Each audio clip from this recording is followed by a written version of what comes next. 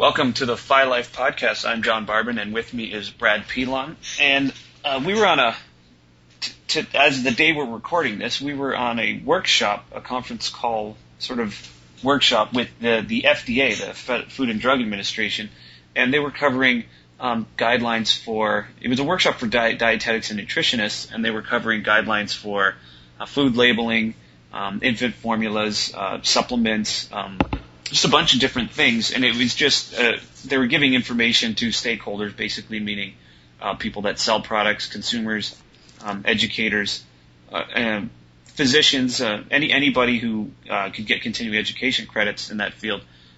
Basically, they were just giving an up-to-date guidelines on what's going on with the regulations. And a couple of interesting things hit us, and this is what we're going to be talking about today. The concept of healthy eating or eating healthy, and then the word health itself and how it is controlled to some degree, or at least regulated by the Food and Drug Administration.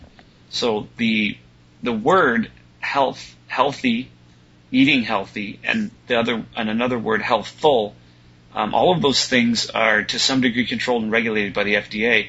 And when I say controlled or regulated, it has to do with how it's used on packaging, how it's used on labels, how it ends up in marketing campaigns, and how it can and can't be said by marketers and companies that are selling foods and supplements.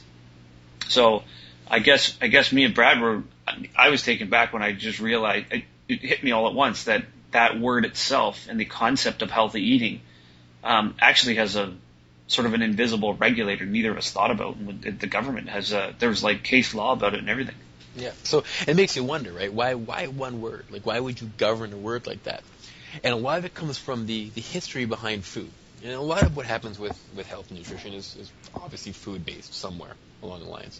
So in the USA, prior to 1970 and 1980, there was no claims on your foods. Believe it or not, there wasn't even nutrition info. You picked up a coffee crisp or a Snickers bar, you had no idea how many calories were in it. It was just wrapped up and you ate it.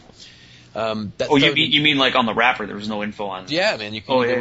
Wasn't even any nutrition info, which I find astounding because you think if we added that in general in North America about 1980, knowing how many calories we're eating supposedly, because those numbers are always kind of off, but obviously hasn't helped a whole bunch. Right? It didn't really stop the obesity crisis in any way. It just gave us more stuff to worry about. But regardless, so it was around 1980 where all of a sudden we started to allow health claims on our food. See, prior to that, if you put a health claim on a food became a drug, right? So just the two weren't related, right? You kept them apart.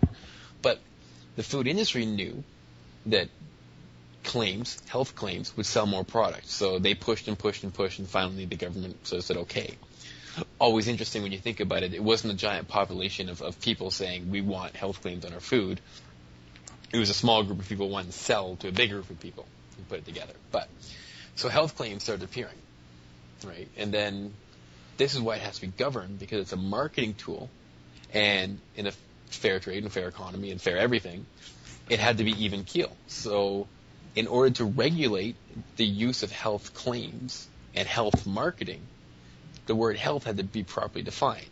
Right? And Right. Because like if I start, you're right, exactly. Because if me and Brad had competing companies, like if you and I had competing companies and I had, we sold basically the same stuff, but I just said all of my items were healthier than yours.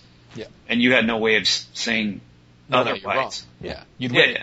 Well, right. Yeah. People will buy mine. Even if you kind of didn't really believe me, wouldn't you just hedge your bet? Or wouldn't you just be like, well, that one said it's healthier, so maybe I'll buy that one. Well, there's actual clinical research to show that just by having a health claim on the product, it makes you assume that the rest of the product is healthy as well. So yeah.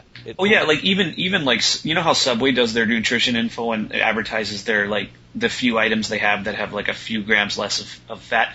That there's been research to show that those locations sell more items, and it doesn't matter what it is. People aren't even buying the 1 or 2 subs that actually have low fat. They're buying whatever in there. Just being in that atmosphere, people think everything in Subway is healthier than everything, in McDonald's or somewhere else. Exactly. And another example would be organic, right? I mean, not knocking organic food, but the simple fact is a lot of people buy food because it's organic, but if you were to ask them, couldn't properly describe what it means to be organic, right? You just know that it sounds healthy, it's a health claim, therefore the food's good.